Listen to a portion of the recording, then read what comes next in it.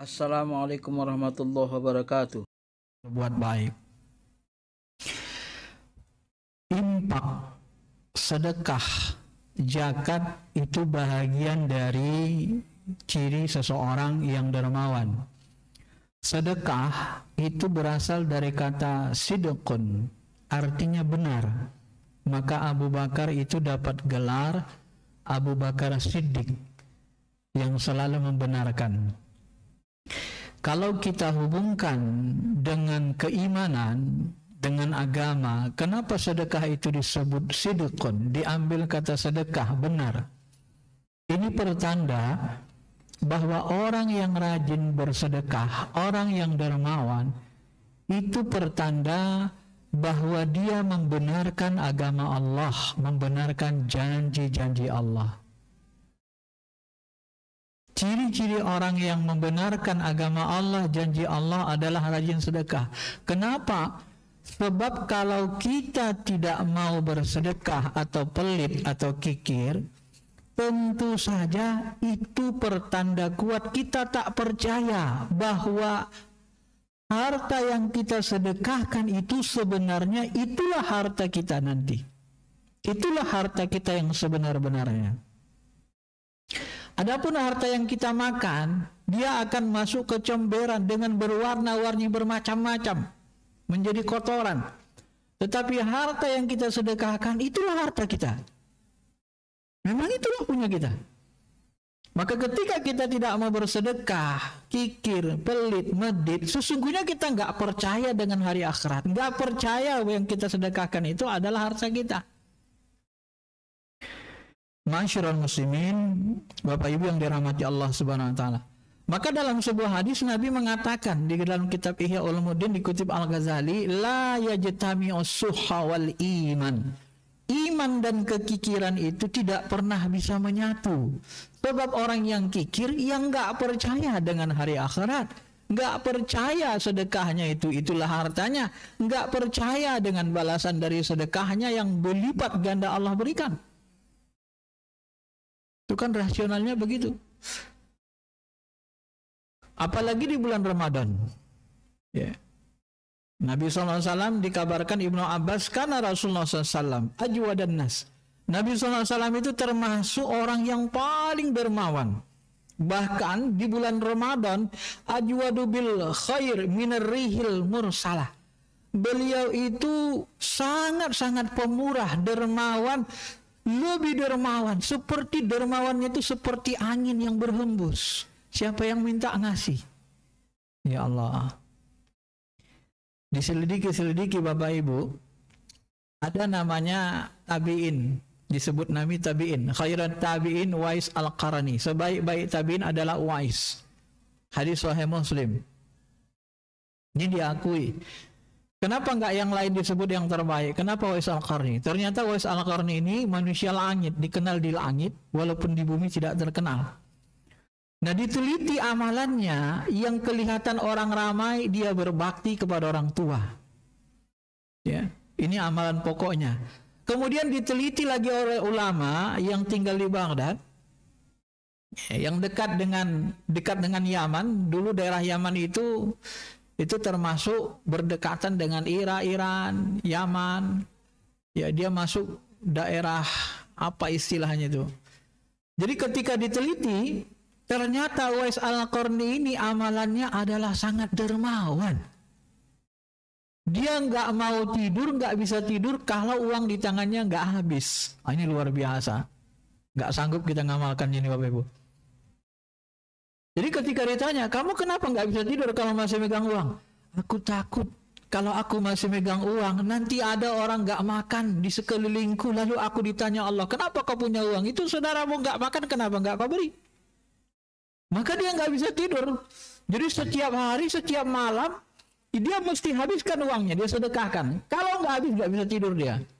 Nah, itulah orang yang ternyata mendapat gelar wali kutub. Di dunia spiritual Islam, dia dikenal wali kutub. Kutub Rabbani. Ya, pemimpin para wali. Makom ruhaninya tinggi. Sampai-sampai Umar bin Khattab, Ali bin Abi Thalib pun disuruh Nabi berdoa, minta doa, minta doa. Kejumpa nanti Uwais Al-Qarni, minta doa supaya diampuni Allah dosanya kalian. Minta. Bayangkan, kurang hebat apa Umar bin Khattab, kurang alim apa Ali bin Abi Thalib, tapi masih disuruh minta keberkahan doa dari Uwais Al-Qarni. Dan salah satu amalannya itu dermawan, dan ini luar biasa.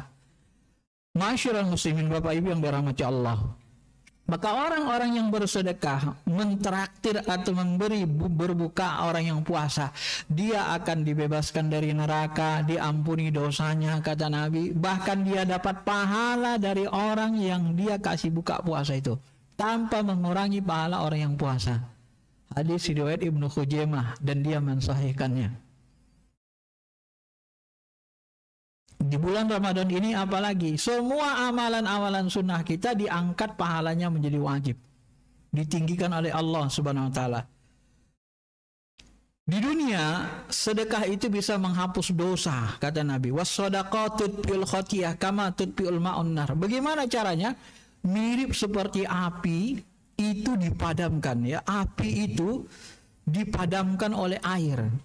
Jadi bagaimana dosa kita banyaknya dengan sedekah itu seperti kita nyiram api pakai air.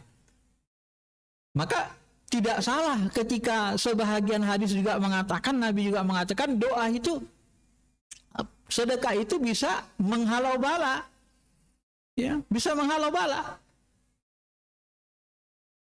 Banyak sejarah-sejarah ketika seorang bersedekah maka dihalau oleh Allah bala dari dirinya. Harusnya dia kena bala, tetapi karena dia orang yang dermawan, maka Allah percikan ya bala itu ke tempat yang lain. Allah pindahkan. Dan Nabi SAW menjamin, mana qasad malin min sadaqah, bal yazdat, 3 kali. Harta yang disedekahkan tidak pernah akan berkurang, pasti bertambah.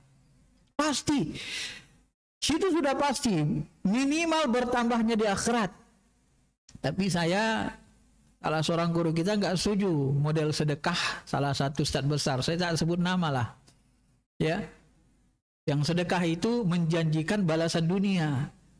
Kalau guru saya mengatakan, ya sedekah itu ikhlas karena Allah, balasannya di akhirat, itu yang benar. Jangan dipancing harus ada balasan dunia. Kalau harus ada balasan dunia, kalau Allah nggak kabulkan nanti nggak mau sedekah dia mengutuk Allah. Itu kan bahaya. Makanya dalam Al-Quran itu kan disebut Allah, ya wala tamnun tastaksir. Jangan kamu memberi dengan berharap untuk diberi lebih banyak. Kita bersedekah, tapi kita berharap supaya disedekahin orang lebih banyak. Ini nggak boleh, melanggar adab. Begitu kita bersedekah, anggap itu harta kita simpanan, benar akan dilipat gandakan Allah. Allah sudah jamin itu dalam Quran. Ya. Innal musaddiqina wal musaddiqati wa qaradullah qadan hasana yudha'af lahum.